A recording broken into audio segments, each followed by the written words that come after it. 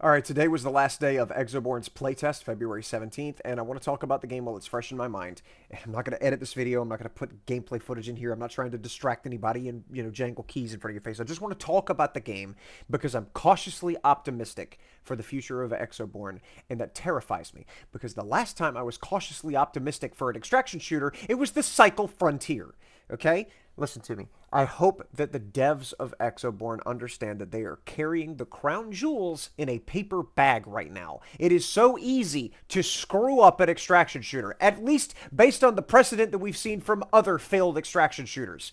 I mean, Cycle Frontier, Marauders, was Dead Drop even extraction shooter? There's been a dozen different entries to this genre that have flopped. The only one that still seems to be standing and still seems to have any sort of a pulse is Escape from Tarkov. And we've seen what BSG's done with that shit. Listen to me. They've got to maintain the vibe of Exoborne. The delivery of the product that they gave us for this playtest was perfect. It feels good to play. The gunplay is sublime. The AI exists. The story and the art style and just the general way it feels to play Exoborne is phenomenal. It's perfect as is. If they do not screw up the vibe with whatever else work they've got to do before they're comfortable enough to release a finished product, if they don't screw it up, it could be the best thing since my face. And if they flip one switch wrong, it could be the worst thing that we've seen since the last time we saw an extraction shooter hit the market. They need to learn from the mistakes of their predecessors in the field that they've chosen to delve into for better or worse. And don't screw around with microtransactions out the wazoo, as Cycle did.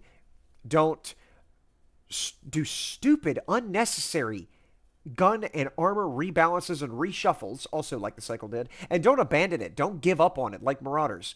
Make the changes that you need to make it where you want it in terms of the content and making sure it's not content deplete on delivery, and just release it as it was in this playtest because it felt great. It was good. It was fun. The only thing I didn't like, well, the only two things I didn't like about it, number one, being matched with random idiots whenever my friends weren't online so that I could be insulated from the horror of having to matchmake with, people who've never touched a computer in their life, let alone played a video game. But the main complaint that I had about the game was strictly the timer telling you that you have to leave within an hour. Or half an hour, however long it was. Or the kill switch would knock you out of the map. I don't want to see that. Cycle didn't do it. That was the one thing Cycle got right, was that you could stay in the game for as long as you wanted until server restart, which I think was like every 6 hours. But the thing that made it where you didn't necessarily need to stay was the fact that it got harder and harder to stay. There were storms, there were mutated bugs, loot would respawn after every storm, and everything would be fresh again. You could just be there.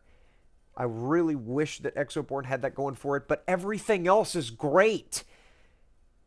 It doesn't need to get screwed up, because if it gets screwed up, I'm going to be so sad, dude. I have put my faith in so many botched products at this point. Payday 3, Fallout 76, Anthem. There's been so many games that have presented a good-looking product, and it was a mirage! And I do not want to see it again. I'm tired of being disappointed. Please do not kill your own game with Exoborne. Just go with what you got, because what you got it works. Add more content. Make it where you're comfortable with releasing it as a full product. But honestly, I would buy it as it stands now. And I don't think I'm alone in that.